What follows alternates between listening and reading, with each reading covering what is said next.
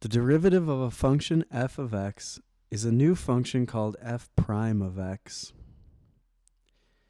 The input will be an x value, and the output will be the slope of the original function f of x. Let's look at some rules for differentiation. First of all, the derivative of any constant b is 0. So if we have a function f of x equals 3,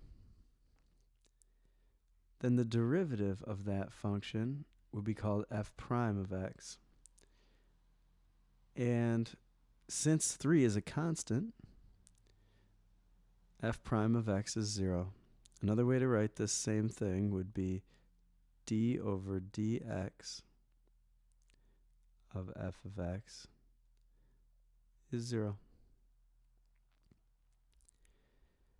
If f of x is negative 8, then f prime of x will be 0, because negative 8 is a constant. D over dx of f of x is 0. And if f of x is already 0, then f prime of x is still 0.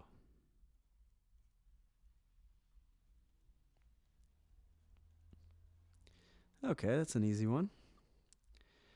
What about the derivative of a constant times the variable x? Well, if f of x is 2x, then f prime of x will be 2.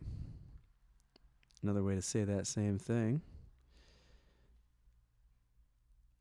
d over dx of f of x is 2. If f of x is negative 9x, f prime of x will be negative 9.